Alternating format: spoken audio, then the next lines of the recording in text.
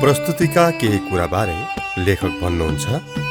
प्रस्तुतिका केही कुराहरू पिताजीको जीवनीलाई आधार पारेर एउटा उपन्यास लेख्ने विचार मनमा उठेको वर्षौँ अघि नै हो, तर कार्यमा रूपान्तर हुन सकेको थिएन। अहिले जीवनको पछिल्लो प्रहरतिर आइपुग्दा बल्ल सम्भव हुन गयो। उपन्यास भनेरै थाले यो कृति, तर विस्मृतिभित्र विलुप्त हुँदै गएका चित्रहरू समेट्ने क्रममा मैले मेरो कलमलाई फुका छोडिदिएँ। यहाँ मन र मस्तिष्कले जे विचार्यो त्यही टिप्दै गयो यो कलमले, र सिलसिला सजाएर राखिएन कुनै कुरा पनि यहाँ। त्यसैले यो उपन्यास बन्यो वा जीवनी या संस्मरण वा इतिहास वा कुनै बकमफुसे कुरा म आफै खुट्याउन सकिरहेको छैन। भनौँ यसभित्र सबै कुरा समेट्ने प्रयत्न भयो क्या र? तर हो उपन्यास नै। यसमा औपन्यासिक तत्त्व कति छ त्यो पाठक आफै खुट्याउलान्। म एकजना असम पुलिस प्रहरीको छोरो, पुलिस लाइनमै हुर्की बढी गरेको। त्यसैले पिताजीको प्रहरी जीवनलाई मूलत आधार पारेको छु यस कृतिमा। कथा उहाँकै मुखबाट थुतिएको छ। अवश्य पिताजीको जीवनीलाई मियो मात्र पारिएको छ यहाँ, जसका वरिपरि दाइँका गोरु रिङ्गिए झैँ अनेकौँ घटना, अनेकौँ चरित्र, कथा, उपकथा, मेरो आफ्नै अनुभव र अनुभूति, आफैले भोगेका देखेका कुराहरू, सत्य तथ्यमा आधारित आफ्नै कल्पनाको ठुलो अंश रिङ्गिएका छन् स्वच्छ र स्वतन्त्र रूपले। मेरा पिताजीको वास्तविक जीवन तथ्य 40% छ भने 60% जीवन तथ्यसित आधारित आफ्नै कल्पना, अनुभव र अनुभूति गाँसिएका छन् यसमा। मेरो बाल्य जीवनको यथार्थ छाया पनि कताकति परेको छ यसमा। वास्तवमा पिताजीको बाणीभित्र म आफै बोलेको छु यस उपन्यासमा। यसरी यस उपन्यासको क्यानभस निकै फराकिलो छ र चित्रहरू सिलसिला विहीन भएर फैलिएका छन्। एकजना सुझबुझ र अनुभव क्रमश बढ्दै गएका, स्वअध्ययनबाट शिक्षा पाउँदै आएका प्रहरीको मुखबाट निस्केको कथा हुनाले यसलाई यथार्थ रूप दिन शब्द, शैली र प्रस्तुति पनि यथाशक्य त्यस्तै सरल राखिएको छ। पिताजीको देहावसान अङ्ग्रेजी सन् 1975मै भएको हो, तर यसमा अङ्ग्रेजी सन् 1921-22देखि सन् 1984-85सम्म छरिएका विस्मृतिका गर्भभित्र लुप्तप्राय नेपाली जीवन प्रतिध्वनित भएको छ, एउटा प्रहरी जीवनलाई केन्द्र पारेर। यो उपन्यास नै भएकोले सबै तथ्यहरू यथार्थ नहोलान्, तर आधार यथार्थकै छ। यसको अन्तिम दृश्यले भने पूर्ण सत्य बोकेको छ। बेला बेला शिलाङ गएर वयोवृद्ध श्री पन्जुलाल गुरुङज्यूसित, जो गुवाहाटी पुलिस प्रहरीकै सन्तति हुनुहुन्थ्यो, भेट गरी उहाँबाट धेरै पुराना कुराको जानकारी प्राप्त गरेको छु, जसका निम्ति उहाँ श्रद्धाका पात्र हुनुहुन्छ। काठमाडौँको भेटघाटमा शुभकामना स्वरूप आफ्नो हृदयको प्रेमोद्गार पोखेर 2 शब्द लेखिदिने कविवर भवानी घिमिरे दाइप्रति श्रद्धा तथा मेरो एउटै आग्रहमा भूमिका स्वरूप आफ्नो मन्तव्य पोखिदिने झापाका विशिष्ट साहित्यिक, नेपाली साहित्यका गौरव भाइ कृष्ण धरावासीप्रति आन्तरिक धन्यवाद ज्ञापन गरेको छु।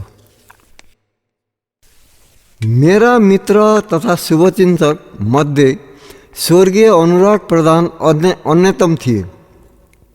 उपन्यास लेख्दै गर्दा अनुरागका छोरा उत्तम प्रधानले यस उपन्यासलाई अनुराग प्रकाशनद्वारा प्रकाश गर्ने आग्रह प्रकट गरेकोले खुसी लाग्यो।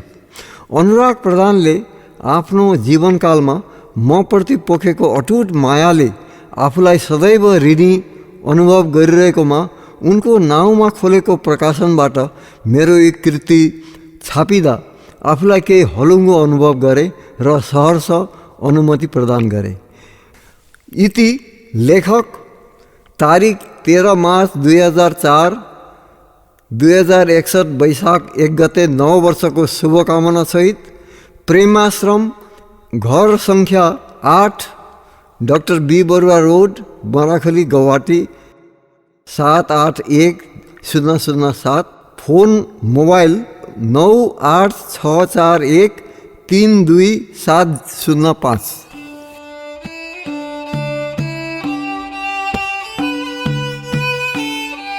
आज कस्तो छ बा तपाईँलाई? उस्तै हो बाबु, कस्तो हुन्छ र अब। यो जीवन भन्ने कुरा पनि खोइ एउटा लामो भोगाइरहेछ बाबु। उही मुहानबाट निस्केर एकरो बग्ने खोला जस्तै जन्मेदेखि यो जीवनले पनि भोग्दै जाँदो रहेछ। छेडछेडका दुःख सुखहरू, हर्ष विस्मातहरू, पट्याइ लाग्दा निस्तारहरू, अथक परिश्रमका थकाइहरू, अन्तर्वेदनाका शुष्कताहरू। फेदमा एउटा सानो धर्को जस्तो निस्केर बग्न थाल्ने जलधाराले आइलाग्ने अवरोधहरूलाई मिच्दै, कमलो माटोमा धर्सा पार्दै, आफ्नो बाटो आफै पहिलाउँदै, खोलाको रूप लिएर बग्ने पानीले जस्तै यो जीवनले पनि आमाको कोखबाट एउटा झिनो शिशुको रूपमा रुँदै चिच्याउँदै यो भूमि टेक्ने साथै अनेकौँ बाधा विघ्न सहन गर्दै आफ्नो बाटो पहिलाउँदै, आफ्ना काया फैलाउँदै अघि बढ्नु पर्दो रहेछ। र जीवनको यो अन्तिम थर्पु आइपुगेपछि हल्न चल भइदो रहेछ बाबु, यी बेला जस्तै। हो बा, कति लामो जीवन भोगिसक्नु हो तपाईँले। झन्डै 80 वर्ष पुगेर अब 90 को दशकतिर बढ्दै हुनुहुन्छ। 80 वर्ष भनेको थोरै होइन त यो युगमा। फेरि सबै इन्द्रियले दुरुस्त काम गरिरहेछन्।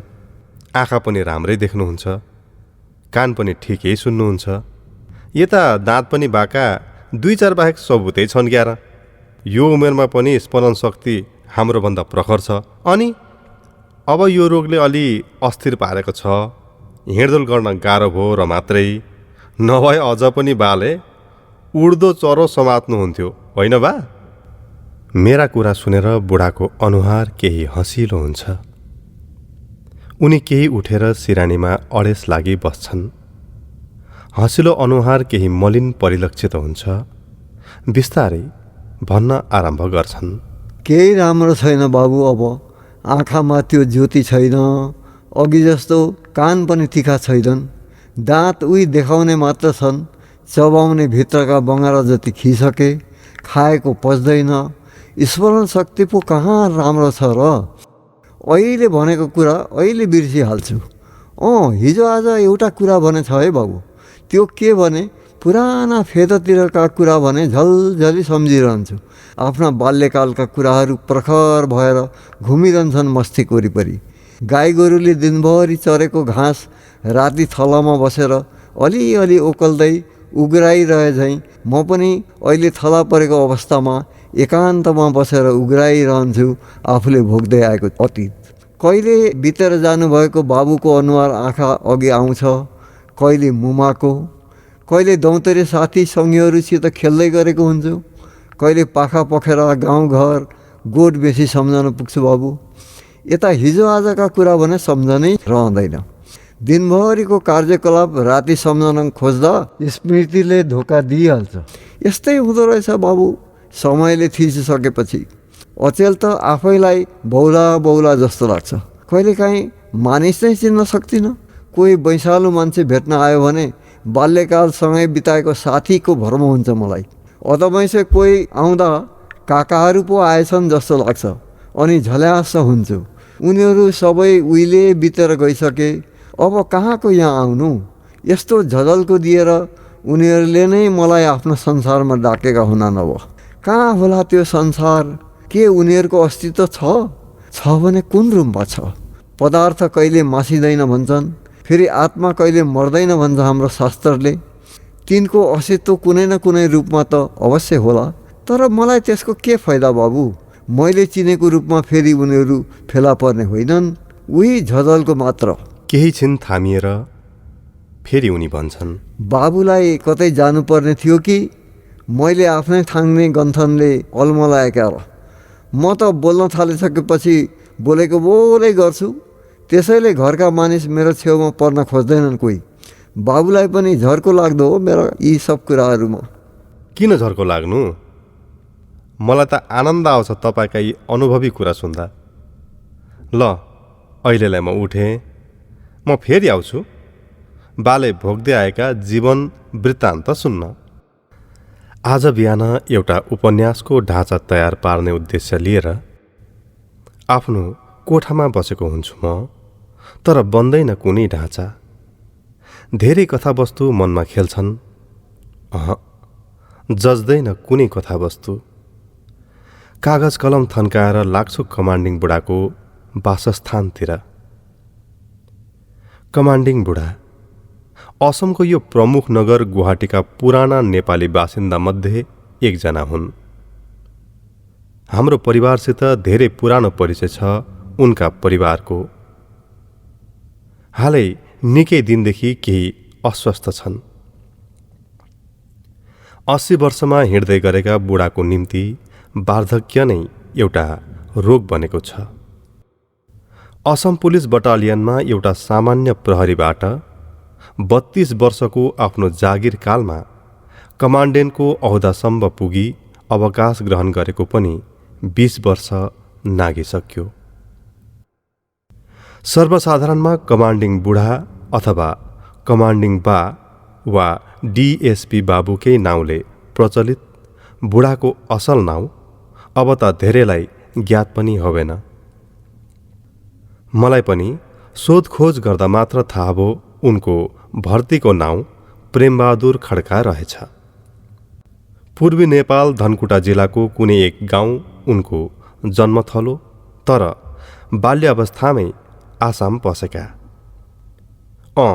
उनलाई नजिकबाट चिन्ने उनका समउमेरका व्यक्तिहरू उनलाई खड्का दाई अथवा डिएसपी दाई भनेर पनि सम्बोधन गर्छन्। उनको घरबाट फर्कदै गर्दा मनमा अनेकौं तरङ्ग उठ्छन्। बिहान त्यसै सेलाएर गएको उपन्यास लेख्ने विचार भित्रभित्रै फेरि सलबलाउँछ। के हो र उपन्यास? उपन्यास आखिर जीवनकै वृत्तान्त त हो। कुनै जीवनलाई कोट्याएर हेर्ने हो भने त्यसभित्र अनेकौं घटना फेला पर्छन्। तिनै घटनालाई सिलसिलाबद्ध पारी सजाएर राख्ने हो भने त्यो उपन्यास बन्छ। कमान्डिङ बुढाको सम्पूर्ण फौजी जीवन निश्चय नै रोचक हुनुपर्छ। त्यसैले फेदैदेखि उनीबाट ओकल्याउन सके एउटा उपन्यास त बनि नै हाल्ला। भोलि गएर बुढालाई आफ्नो जीवनको इतिवृत्त सुनाउने आग्रह गर्छु र साथसाथै लेख्दै पनि जान्छु। मनभित्र एउटा अठोट बाँधिन्छ। भोलिपल्ट बिहान कमान्डिङ बाको घर पुग्दा उनी आज केही स्वस्थ देखिन्छन्। बा, आजदेखि फेदैबाट तपाईँ आफ्नो जीवन वृत्तान्त मलाई सुनाउँदै जानुहोस्। म केही टिपोट गर्दै लेख्दै जान्छु।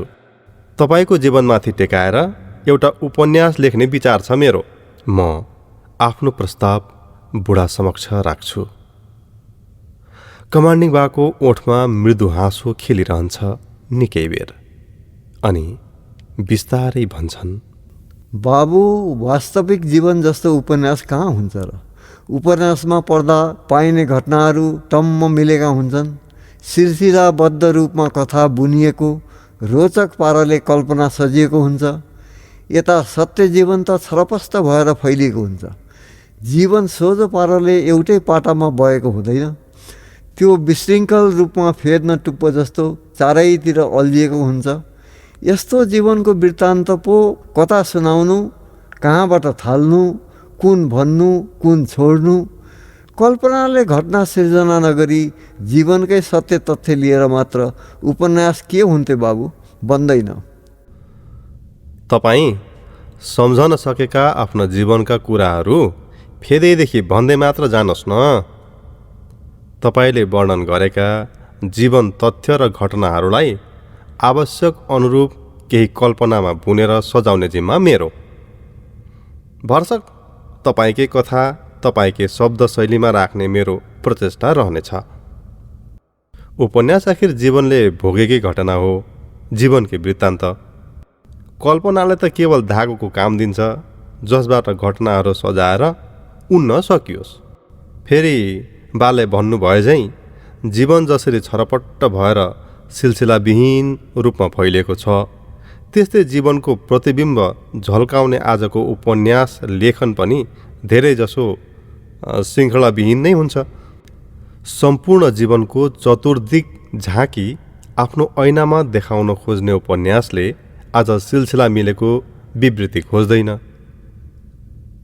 जीवन जस्तो छ त्यस्तै चित्रण गर्न चाहन्छ आजको उपन्यासकार।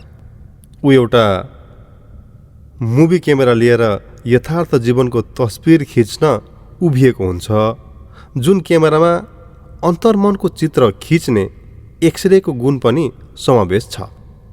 तपाईँ शब्दमा आफ्नो यथार्थ जीवन लिएर सामु उभिनुहोस्, म कलमको क्यामेराले चित्र खिच्दै जान्छु।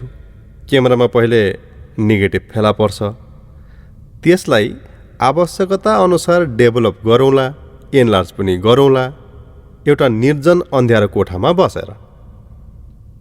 अवश्य सबै चित्र भने जस्तो राम्रो नहोला। चित्र आकर्षक नहुनु केही क्यामेराको दोष हो भने केही क्यामेराम्यानको। चित्र खिचाउने माथि दोष जाँदैन। मेरो कुरो सुनिसकेपछि बुढालाई घत परेछ क्यारा, मन फुकाएर हाँस्छन् अनि भन्छन्, लौ त्यसो हो भने भोलिदेखि काम सुरु गरौँ।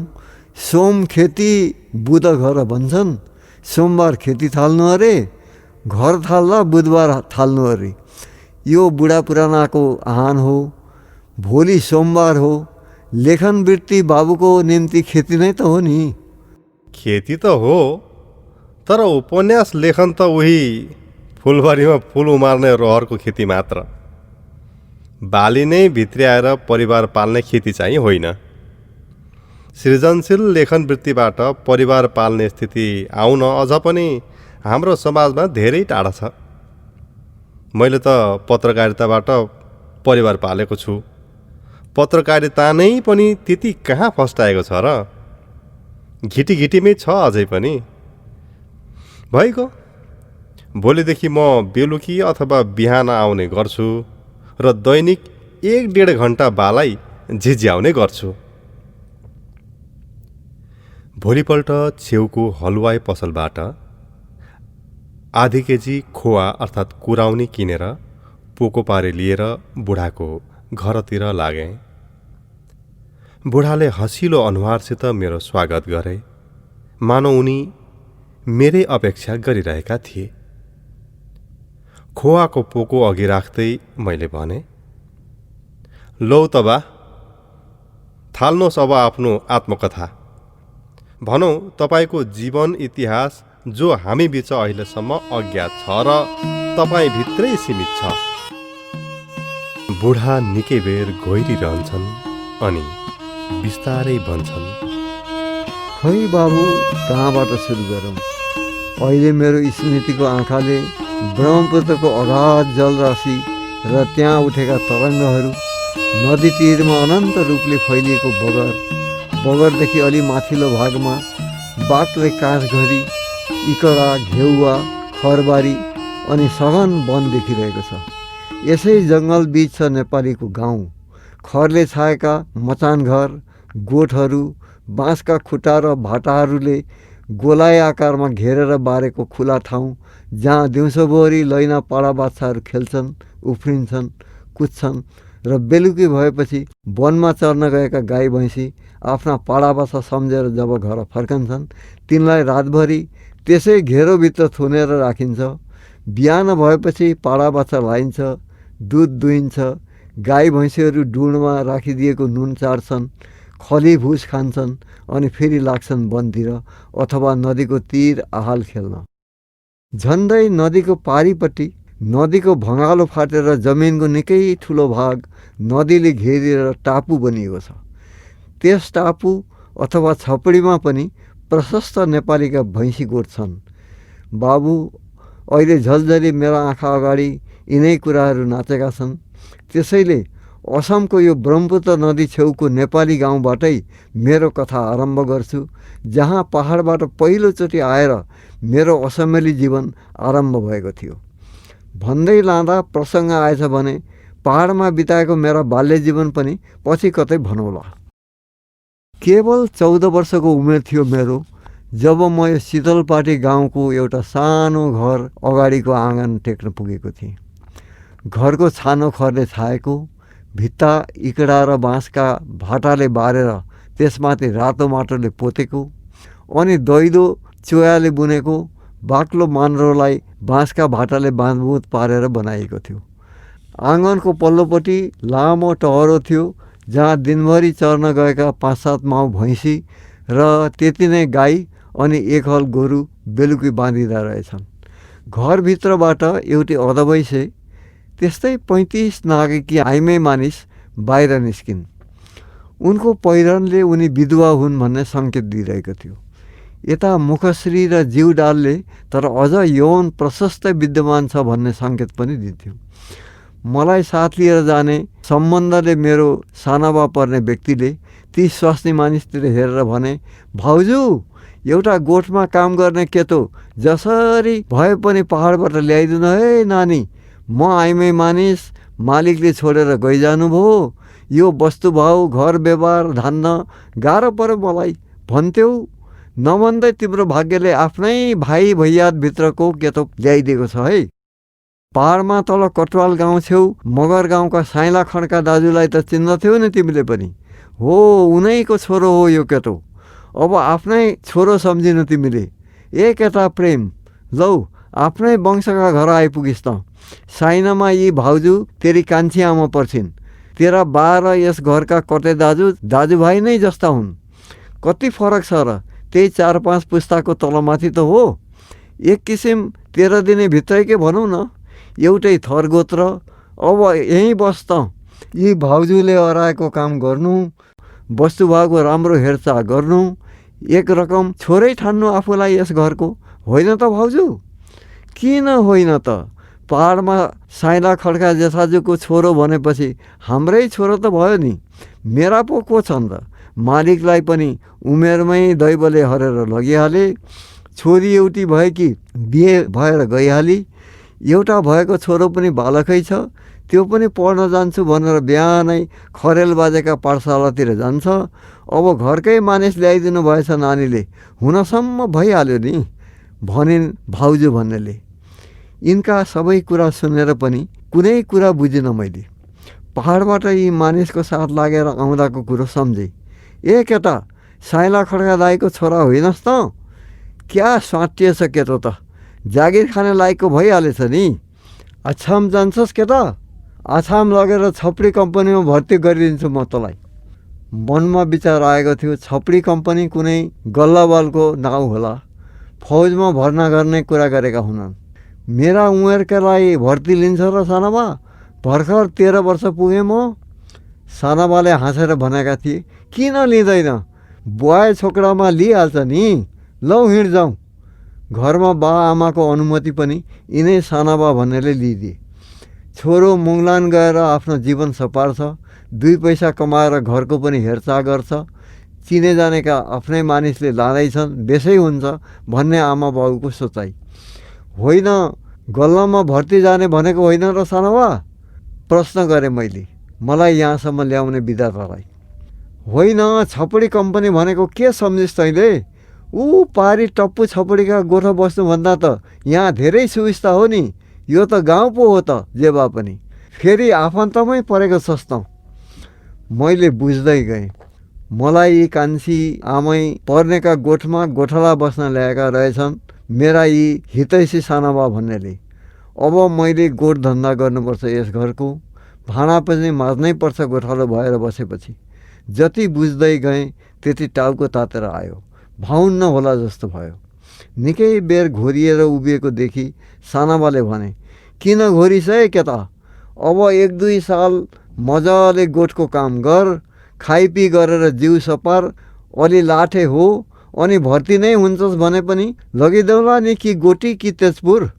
अहिले उमेरै पुगेको छैन तेरो, किन आतिन्छस्? गोठको काम गर्नु बाहेक मेरो अघि अर्को विकल्प छैन भन्ने स्पष्ट थियो। यो नौलो ठाउँबाट एक्लै फर्केर म घर पुग्न सक्दिनँ थिएँ। न प्रशस्तै बाटा खर्च मसित थियो। अवश्य हिँड्ने बेलामा अस्कोटको गोजीभित्र बाले प्रदेशको ठाउँ क्या हो कसो हो भनेर 2वटा कम्पनी रुपियाँ हालिदिनु भएको थियो। त्यसमध्ये रेल भाडा अलि पुगेन है केता, एउटा रुपियाँ दिइराख त अहिले भनेर सानाबा पर्नेले लगे पनि एउटा कम्पनी गोजीमै थियो। हुन त बाटा खर्च उनीहरूले हालिदिने कबल गरेका हुन् बाबुआमा सामु सानाबाले। प्रश्न तर मेरो घर फर्कने थिएन। पल्टनमा भर्ती भएर रिक्रुटे भई बुट पड्काउँदै भरियालाई बाकस र गुन्टा बोकाएर घर फर्कने सपना देख्दै आएको अहिले रित्तो हात के भनेर फर्कने। मनमा नै विचारेँ, अब 1-2 वर्ष गोठालो भएरै बसौँ, यताको आनीबानी बुझ्दै जाउँ, पछि जस्तो मौका पर्छ त्यस्तै गरौँला। मनमा प्रश्न उठ्यो, यी कान्छी आमाको गोठमा पेटभरि खाएर सित्तै खट्नुपर्ने हो वा केही तनखा पनि पाइन्छ?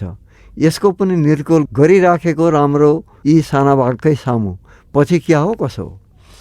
गोठमा काम गरे बापत के पाउँछु म, कि त्यसै धसिनु पर्ने हो? सनाबाका मुखतिर हेरेर सोधेँ मैले। के कुरा गर्छस् त? तेरो पसिना त्यसै खान्छन् क्या त यी भाउजूले, पाइहाल्छस् नि मनज्ञ धर्म। सनाबाले निकै उत्साहसित भने। अब केटो ठिक तहमा आयो भन्ने पर्यो क्यार उनलाई। आमै मलाई सित्तैमा लदाउँछन् भनेर पो घोसे मुन्डो लागेको रहेछ यसले त। पाउँछस् बाबै, दरमा पाउँछस्। गाउँघरमा गोठालालाई जे जति दिने चलन छ त्यति तैँले पनि पाउँछस्।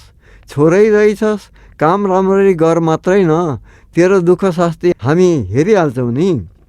यसरी आरम्भ हुन्छ ब्रह्मपुत्र छेउको त्यस शीतलपाटी गाउँमा मेरो गोठाले जीवन। दिनभरि चर्न गएका गाई भैँसी बेलुकी गोठा फर्कन्छन्, तिनलाई थलामा बाँध्नुपर्छ। कुनै गाई भैँसी बेलामा फर्केनन् भने खोजेर ल्याउनुपर्छ। गाउँको उत्तरतिर ससाना पहाडी थुम्काहरू छन्। गाईबस्तु त्यता गयो भने बाघको डर हुन्छ, त्यसको चेवा पनि बेला बेला राख्दै गर्नुपर्छ। यिनै पहाडी थुम्काको फेदीमा वारपारै निकै फराकिलो ठाउँ छ। एउटा थुम्काको टाकुरोमा शिवको मन्दिर छ। छेउमै कुनै ऋषिको आश्रम पनि छ। वर्षमा एकचोटि फागुनमा ठुलो मेला लाग्छ त्यहाँ, जसलाई नीलकण्ठे मेला भन्छन्। नदीतिर भैँसी लागे भने बगेर अन्तै पुग्न सक्छन्, अथवा वनभित्र पसेका बेला जङ्गली जानवरको शिकार बन्न सक्छन्। ती सबै कुरामा ध्यान पुर्याउनुपर्छ गोठालाले। बेलुकी केही लैना भैँसी र गाईलाई धुनुपर्छ। धेरजसो पाडा बाछा लाएर त्यसै छोडिन्छन्। बिहान भने सबै गाई भैँसी धुइन्छन्। लैना गाई भैँसीलाई कुँडो दाना दिए पनि अरूलाई चरनतिर धपाउनु अघि बेला बेला नुनसम्म चटाइन्छ। गाई भैँसी चरनतिर लागेपछि पाडा बाछा बाँध्नु, भकारो सोर्नु, पाडा बाछालाई घाँस पानी गर्नु, यी त साबिक काम भए। त्यसबाहेक दिन बिराएर मही पार्नुपर्छ, जुठा भाँडाकुँडा माझ्नुपर्छ। यता कान्छी आमाको खेतीपाती पनि निकै छ, तर सबै अधियामा दिने गरेको छ। धान पाक्ने बेलामा भने हात्ती लाग्छन्। गाउँका तन्देरीहरू राँको बालेर हात्ती खेद्न तत्पर रहनुपर्छ। दिन बित्दै जान्छन्। गाउँघर, वनपाखा, गोठ छपडी सबैसित म चिनिँदै जान्छु। गाउँमा मेरै दौतरी केटा पनि निकै छन्। कोही म जस्तै तनखामा काम गर्न राखिएका गोठाला, कोही आफ्नो घर गोठ भएका मालिक अथवा मालिकका छोरा। गाउँको सिरान चौकमै बागे महाजनको घर छ। परि आउँदा बाघसित भिडिन सक्ने अदम्य साहस र बल भएकोले नै यिनलाई बागे महाजन भन्ने गरेका अरे। एकचोटि छपडीमा गोठ हुँदा उनको गोठबाट बाघले एउटा बाछो घिसाउँदै लगेछ। यिनी एउटा बलेको अगुल्टो हातमा लिएर खेद्दै बाघको पछि गएछन्। बाघ बाछो छोडेर वनतिर पसेछ। बाछो बाँच्न त बाँचेन, तर बाघको ग्रास पनि हुन पाएन। भोलिपल्ट खाल्डो खनेर मरेको बाछो पुरे। गाउँदेखि 6 माइल टाढा राष्ट्रिय मूल सडक भेटिन्छ। त्यसै मूल सडकलाई केन्द्र गरेर एउटा सानो बजार बसेको छ। यस ठाउँलाई घाइपत गाउँ भन्थे अघि। अचेल बजार बस्न थालेपछि गाउँको पछि बजार जोडेर घाइपत गाउँ बजार भन्ने चलन छ। सडकका दुवैतिर 8-10वटा दोकान पसलहरू छन्। केही घर मानिसहरूको बसोबास छ त्यहाँ र नयाँ घरहरू पनि थपिँदैछन्। बिस्तारै यसले सानो सहरको रूप लिँदैछ। छेउको एउटा उघारो ठाउँमा खुला खरका छाप्राहरू छन्। त्यहाँ साप्ताहिक हाट लाग्छ। छेउका गाउँहरूबाट किन्ने बेच्ने मानिसको घुइरो छुट्छ हाटको दिन। शीतलपाटी गाउँबाट यस राष्ट्रिय सडकको बजारसम्म आउन जुन बाटो बनेको छ त्यसका दुवैपट्टि लामै फैलिएको चिया बगान छ। यी चिया बगानका गोरा म्यानेजर साहेबले एकचोटि शीतलपाटी गाउँकै छेउमा आफ्नो चिया बगानभित्र गाई गोरु काट्ने कसाईखाना बसाल्न ठिक गरेछ। गाउँका मानिसलाई यो कुरा मन नपर्न स्वाभाविक थियो।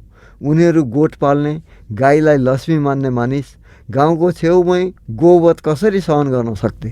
त्यसबेला ठाउँ ठाउँ गोहत्याको विरुद्ध आन्दोलन भइरहेको कुरा पनि गाउँघरकाले सुनेका थिए। अब बिरालोको घाँटीमा घन्टी कसले झुन्ड्याउने? त्यसबेला अङ्ग्रेजहरूको चकचकी थियो। अङ्ग्रेज म्यानेजरको सामु गएर कसाईखाना खोल्न ठाडै विरोध गर्ने कसले? बागे महाजनले यो कुरा थाहा पाएपछि उनको टाउको रन्किएछ। उनी निष्ठावान मानिस। गाउँको छेउमै गाई गोरु काट्ने कुरा उनले सहन सकेनन् र सोझै गोरा म्यानेजरको छेउ गएर भनेछन्, साहेब, हामी हिन्दू मानिस, यसरी गाउँको छेउमै गाई काटेको सहन सक्दैनौँ हामी। तपाईँले गाई काट्ने कसाईखाना यहाँ बनाउन पाउनुहुन्न। गोरा साहेबलाई बारुदमा आगो झोसे जत्तिकै भयो। ऊ रनफनियो र तथानाम गाली बक्न थाल्यो। बागे महाजनलाई हान्न मुर्की उज्याएछ। यता महाजनले पनि मुर्की ताकेर उभिए। गोराले हात उठाइहाल्ने साहस गरेन। पछि बागे महाजन र गोराको माझ निकै वर्षसम्म मुद्दा चलेछ। बागे महाजनको निर्भीकपनले गर्दा हो वा गाउँका मानिस हुल भएर उठ्लान् भन्ने डरले हो, गोराले पछि आफै मुद्दा उठाएछ। जित महाजनकै भयो। बागे महाजनको च्यादरको छानो भएको काठको ठुलो तले घर छ। छेउमा छ खरेल पण्डितको सानो घर। नाउँ मोती प्रसाद खरेल हो, तर गाउँमा खरेल मास्टर भनेर चिनिएका छन्। उनका बाबु संस्कृतका विद्वान थिए र गाउँघरमा जजमानी पनि गर्थे। 3 वर्ष अघि उनको चोला उठेछ। मोती प्रसादले घाइपत गाउँको पाठशालामा आछामे पढेका। यता घरमा पनि बाबुकै निरीक्षणमा मनज्ञ संस्कृत पढेका। नेपाली लेख्न पढ्न पनि उत्तिकै सिपालु। बागे महाजनका चिठी पत्र, दरखास्त, तमसुक, दलिन सबै कुरा यिनीहरूले लेख्ने गर्थे। कसैको माटोबारी बेचबिखन गर्नुपर्दा कागजपत्र यिनीहरूले लेखिदिन्थे। साथै आफ्नै घरको सिकुवामा गाउँका केटाकेटीलाई बसाएर अक्षर ज्ञान दिने गर्थे। गाउँका मानिसले यसलाई खरेल बाजेको पाठशाला भन्न थालेका थिए। चौकै पल्लोपट्टि गणेश मारवाडीको बस्ने घरसितै उसको गोला पनि थियो। मारवाडी भए पनि ऊ नेपाली भाषा राम्ररी बुझ्दथ्यो र बोल्थ्यो पनि। गाउँका मानिस उसित नेपालीमै कुरा गर्छन्। गाउँघरको धान, तोरी, पाटा आदि बाली किन्ने र बजार चलान गर्ने अनि गाउँघरकालाई चाहिने आवश्यक सामग्री चिनी, मट्टीतेल, नुन, मरमसला, साधन, कपडा लत्ता र त्यस्तै अन्य खिचिरमिचिर सामग्री बजारबाट ल्याएर गाउँलेलाई बेच्ने उसको मूल कारोबार हो। गाउँलेलाई आवश्यकता अनुसार ऋण दिन्छ र धान तोरी भित्र्याउने समयमा ब्याज शुद्ध साउँ बालीबाटै असुल गर्छ। वर्षमास कसैलाई धान चामल चाहिए पनि अन्य ब्याजमा दिन्छ। गाउँको पुछारतिर अलि एक्लास परेको ठाउँमा साइला बुढाको घर गोठ छ। उनका गाई भैँसी अलि बढी नै हुनाले गोठ पाल्ने सुविस्ता हेरेर उनले यो एकान्त ठाउँमा घर बनाएका। घरको छेउमा लामै गाई भैँसी बाँध्ने कटेरो छ। मेरा दौतरीमध्ये मसित बढी हिमचिम भएको साइला बुढाको छोरो जयन्ते र उता दक्षिणपाल मुन्डीकाटातिरबाट जनादुएक मगरकेता मटेङ्ग्रे र तिले थिए। जयन्ते आफ्नै घर गोठको मालिक थियो। प्रशस्त वस्तुभाउ जग्गा जमिन भएको मानिस हो। मटेङ्ग्रे र तिले भने मै जस्तो आफ्नै नाता पर्ने काइला मगर कहाँ गोठला बसेका। काइला मगरको पहाड घर पनि हाम्रै गाउँको छेउछाउ अनि मटेङ्ग्रे र तिले पनि काइला मगरकै दाजुभाइका छोराहरू। यस गाउँका धेरैजसो नै पहाड घर उतै हाम्रै इलाकातिर रहेछ। धेरैजसो अब यतै आसामकै रैथाने भइसकेका। जयन्त केही लेख्न पढ्न पनि जान्दथ्यो। खरेल पण्डितसितै उसले अक्षर ज्ञान चिनेको।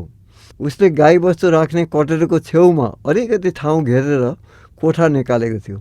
कोठामा दुईवटा बाँसका खुट्टा लाएर बनाएका चाङ थिए। एउटामा जयन्तको गोठालो सुत्थ्यो अनि अर्कोमा जयन्ते आफै सुत्ने गर्थ्यो। हामी केही केटाहरू बेलुकी कामधन्दा छिनेर जयन्ते कहाँ भेला हुने गर्थ्यौँ। जाडो दिनमा आगो तापेर बस्थ्यौँ अनि गर्मीमा बाहिर आँगनमा बसेर गफसफ गर्थ्यौँ। गोठ ब्रह्मपुत्र नदीकै छेउ पर्ने हुनाले शीतल हावा आउँदथ्यो। जयन्तका पिता साइला बुढा पनि हामीसित मिसिएर हाम्रो गफमा सामेल हुन्थे। उनी अनेकौँ लौकिक श्लोक भन्ने गर्थे। श्लोक कथेर भन्न पनि सिपालु थिए बुढा। बिहे बटुलोमा श्लोक हाल्न, कवित भन्न, खाँडो जगाउन उनलाई कसैले भेट्दैन अरे यस प्रकरणमा। अहिले पनि म सम्झन्छु, एक दिन त म पनि गाई हेर्न गएथे, बाछो पर्यो खौलामा, लक्ष्मीको कन्त बिजोग हेरौँ कसो गरी परे ठुलो झ्याउलामा भनेर परैबाट श्लोक हाल्दै आउँदथे। बेलुकी हामीसित मिसिन। उनका श्लोकमा गाईको महिमा बढी पाइन्थ्यो। कहिले गाईको गुण कति हो बुझ तिमी, गौत पनि चलन्या, अमृतसरी गोरसले हेर लौ भान्सै उज्यालो हुन्या भन्दै भाका लाएर गाउँदथे। दसैँ छेउ नवरथ लागेपछि श्लोकको साटो अटुट रूपमा मालसेरी गाउँथे। स्वर पनि मिठो थियो बुढाको। हाम्रो माझ बुढा आएर बसेपछि सुनमा सुगन्ध भरे झैँ हुन्थ्यो। हाम्रो गफ गोसीले नयाँ जीवन पाउँदथ्यो। पुराना अनेक दन्ते कथाहरू उनी सुनाउँदथे। कहिले पुराणका कुरा भन्थे अनि कहिले आफ्नै जीवनका अनुभवहरू। हामीलाई सदैव भन्ने गर्थे, श्लोक हाल्न, कवित भन्न, खाँडो जगाउन जानिराख्नुपर्छ है केटा हो। आफ्नो रीतिथिति बिर्सन हुँदैन। यसरी यी सबै कुरा बिर्सँदै गयो भने एक दिन हामीले आफूलाई पनि बिर्सन्छौँ। साइला बुढाले खरेल मास्टरलाई भनेर रामायणको पुस्तक काशीबाट मगाएका रहेछन्। किताब हात परेको दिनदेखि बुढाको मुख्य काम त्यही रामायण बाँच्नु भएको छ। उनी लय हालेर रामायण पढ्छन्। साँझ हाम्रो माझ बसेर टुकीको उज्यालोमा हामीलाई रामायण बाँचेर सुनाउँछन्। मलाई पढ्ने रहर पहाडदेखि नै थियो। बाले अक्षरसम्म चिनाइदिनु भएको थियो। हाम्रो गाउँमा अक्षर चिन्ने दुईजना व्यक्ति थिए। एकजना माथि बिखे गाउँका कटुवाल धामी र अर्को हाम्रो बा। मैले नाउँसम्म लेख्न बासितै सिकेको थिएँ। शीतलपाटी आएर जयन्तको सङ्गतमा उसित भएका एक दुई हिन्दी किताब पनि कनिकुथी पढ्न गर्थेँ। केही पछि नेपाली किताब लालहिराको कथा, बिर्सिक्का आदि गाउँकै एकजना व्यक्तिबाट फेला पारेर पढेँ। साइला बुढाको रामायण आएपछि फुर्सदमा उनको घर पुग्थेँ र रामायण पढ्ने गर्थेँ। धेरै पछि मैले पढ्ने चासो लिएको देखेर खरेल मास्टरले मलाई ठुलो वर्णमाला भन्ने एउटा किताब दिए, जुन किताबले मलाई धेरै कुराको ज्ञान गरायो। खरेल मास्टरको सहायता लिएर त्यसै किताबबाट मैले अङ्ग्रेजी अक्षरसम्म चिन्ने पनि भएँ। मेरी कान्छी आमाको छोरो पढ्नै भनेर खरेल मास्टर कहाँ बिहान बिहान जाने गर्थ्यो। तर उसले अझ साउ अक्षर चिनेको थिएन। ऊ वास्तवमा पढ्ने न्युले घरबाट निस्केपछि उसकै दामल केही बरालसिङे केटाहरूसित डुली हिँड्थ्यो। आमालाई त्यसको केही खोजी थिएन। मसित उसको कति गर मिल्दैन थियो। एउटा छोरो भनेर आमाले केही पुलपुल्याएर राखेको हुँदा उसलाई मात लागेको थियो अनि स्वभावले पनि केही उदण्ड थियो। भात खाएको थाल मतिर सारेर हुकुम दिन्थ्यो, ए प्रेम यो थाल माझ है। आमा चाहिँ भन्ने गर्थिन्, धत प्रेम भन्नुहुन्छ, दाजु पो त तेरो, दाजु भन्नुपर्छ। ऊ ठाडै जवाब फर्काउँथ्यो, भन्छ गोठालालाई दाजु, तिमीले यसरी टाउकोमा चढाउनु पर्दैन है।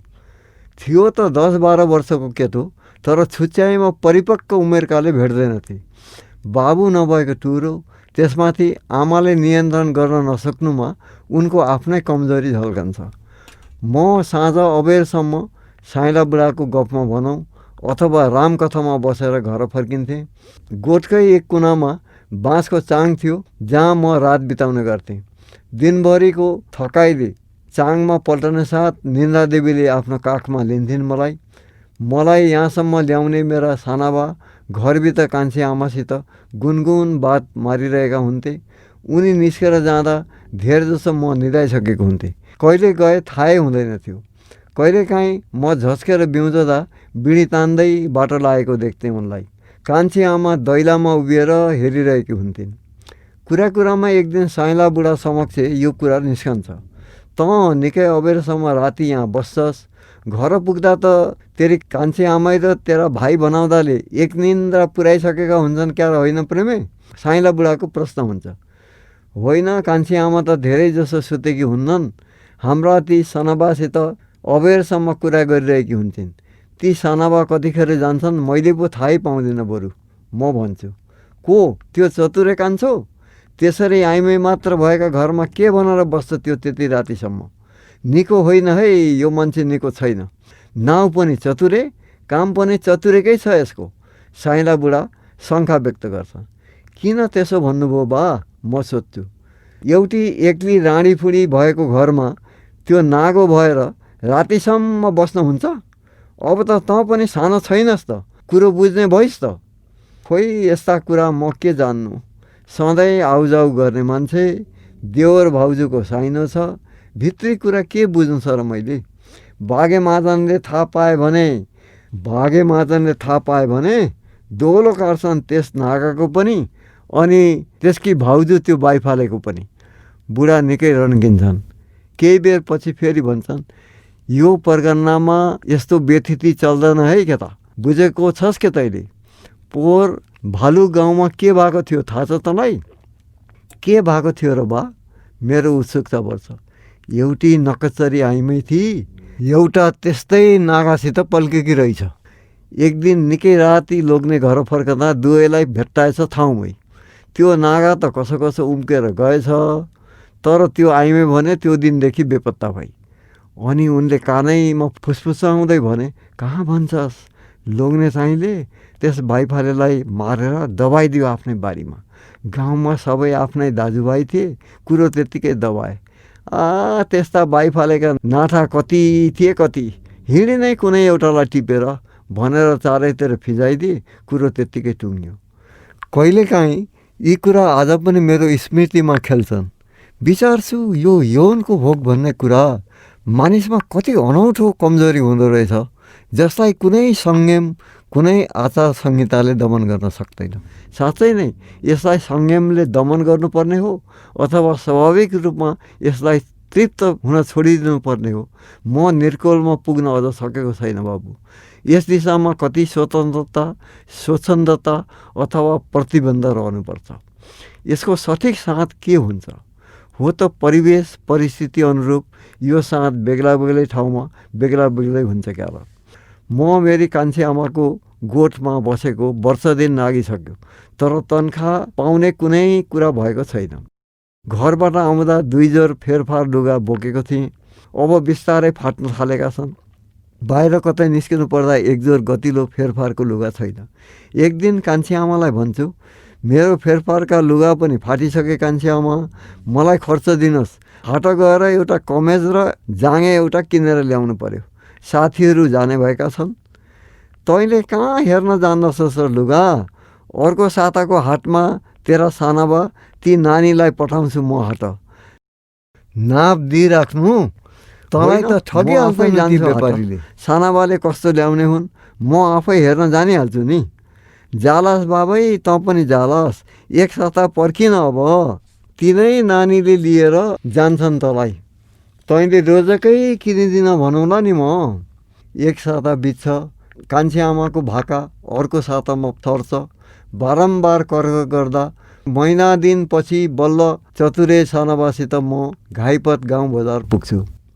मैले जुन लुगा रोजेँ त्यसको उत्तरमा सानाबा जिब्रो काट्दै भन्छन्, ए केटा, हामी भनेका गोठ खेतमा काम गर्ने मानिस बुझिस्? यत्रो दामी लुगा लाएर हामीलाई पुग्छ के त? गाई भैँसीसित धसिँदा यी फ्यालफ्याले लुगा के काम लाग्छन्? लुगा हेर्नुपर्छ बाक्लो, दिन पनि जाओस्, हिउँदमा लाउँदा अलि तातो पनि होस् न। बुझिस् के त कुरा? मैले सबै बुझेँ। सानाबाले धेरै ठाउँ हेरे। अब यहाँभन्दा सस्तो फेला नपर्ने रहेछ भन्ने भएपछि बल्ल तल्ल नैनासुतको एउटा कमेज र मोटो खाँडीको एउटा जाँगे किनिदिए। उनलाई पनि भोक लागेको थियो क्या र। लौ हिँड मिठाईवालाको दोकानमा, तँलाई म मिठाई खुवाउँछु बुझिस् भनेर सानाबाले एउटा हलुवाईको पसलमा लगेर गोरा 6-7 जुलबी खान दिए। भोकले एक थाल भात मागेको थियो। जे होस्, लकतरान परेको बेला जुलेबीले यसो आन्दाजसम्म भरियो र त्यसैको भरमा 6 माइल बाटो हिँडेर घर आइपुग्यो। अब फेरि आफ्नो सुसे धन्दा त सधैँछ। यसरी बाबु कता कता छरिएका घटनाहरू मनमा खेल्छन्। नेपालीको ठुलो चाड दसैँ आउँछ। गाउँमा गोठाला खेतालेले पनि नयाँ लुगा पाउँछन्। दक्षिण पाल मुन्डी काटाका मटेङ्ग्रे र तिले नयाँ कमेज र पतलुन लाएर चिटिक्क परेर गाउँ डुल्न निस्कन्छन्। कान्छी आमाले आफ्नो छोराको निम्ति निकै दामी लुगा सिउन लगाइदिन्छन्। त्यति नगरे छोरा चाहिँले सातो खाइहाल्छ। मेरो निम्ति भने नयाँ लुगाको कुन आवश्यक थियो र? अस्ति भर्खरै त हो तैँले हाट गएर लुगा किनेको, त्यही भइहाल्छ नि तँलाई भनेर उही केही महिना अघि सानाबासित गएर किनेको कमेज र जाँगेतिर औँल्याउँछिन् कान्छी आमै। आत्मग्लानीले मन पिरुलिए पनि सन्तोष मान्नुपर्छ मैले सबै पीडालाई दबाएर। 15 दिने नीलकण्ठे मेला आरम्भ भइसकेको छ माथि पहाडको फेदीमा। टाढा टाढाबाट थरीथरीका व्यापारी, साधु, सन्त, महन्त, मगन्ते, दाता, दर्शक अनेकौँ मानिसहरू हुलका हुल आउँदैछन्। बेलुकी जयन्तको घर हाम्रो गफसभामा पनि मेलाकै चर्चा हुन्छ। साइला बुढा मेलाका अनेकौँ गफ सुनाउँछन्। धेरै दिन खान नपाएर टाक्सिएका भुँडी लिएर पनि साधु सन्त भिकारी आउँछन् मेलामा खान पाइन्छ भनेर। उता फेरि खाइ खाइ अजीर्ण भएका पेटेहरू पनि आउँछन् भुँडी अझ टन्काउन पाइन्छ भनेर। तेजपुरको ठुलो गोलाको जयकिशोर माडेले 7 दिनसम्म सदाव्रत लाउँछ। भाइ छोरा आफू शुद्ध लागेर अन्नदान गर्छ साधु सन्त महन्त भिकारीहरूलाई। हाम्रो गाउँको गणेश मारवाडी पनि जान्छ एक खड्कुलो हलुवा पुरी लिएर। हाम्रा गाउँका केटा पनि जान्छन् र हलुवा पुरी खान पाइन्छ कि भनेर पङ्क्तिमा बस्छन्। कसैले हलुवा पुरी पनि पाइहाल्छन्। धेरै जसोले तेरिमा मरा हो, गाउँकै भएर साधु सन्तलाई खुवाउने हलुवा खान बस्ने भनेर सेटको खप्की खान्छन्। यी व्यापारी सेटहरू पनि विचित्रका मानिस हुन्छन्। व्यापारमा अनेकौँ छल प्रपञ्च गरेर पैसा कमाउने पनि यिनैले जानेका छन्। यता दान धर्म गर्न पनि यिनैलाई कसैले भेट्दैन। धर्म गरेकोले हो कि कसो हो, लक्ष्मीले पनि यिनलाई नै हेरेकी छन्। के को धर्म गरेकोले हुन्थ्यो, दुनियाँलाई ठग्न सिपालु भएर धनी भएका नै। जयन्ते भन्छ, ए प्रेम हिँड, तिमी पनि भोलि मेलाको रमिता हेर्न। तिले मटेङ्ग्रे हामी सबै भएर जाउँ। खोइ दाजु, रमिता हेर्नु कि गाई भैँसी हेर्नु? मालिकनीले के जान देलिन् र? फेरि मेला गएपछि केही पैसा हातमा पनि हुनु पर्यो। रित्तो गोजीले के मेला हेर्नु? खोइ म गुनासो पोख्छु। माग्नु नि हौ कान्छे रानीसित पैसा। 2 वर्ष बढी भएन तिमी बसेको, दरमा दिएका छैनौ अहिलेसम्म? खोइ दिए पो लिनु, उनको थैलीबाट झिकेर लिनु भएन। ए त्यस्ता चालले कहाँ हुन्छ? आफ्नो दरमा त बेला बेला लिँदै पो गर्नुपर्छ त। भोलि नै मागिहाल, जयन्ते भन्छन्।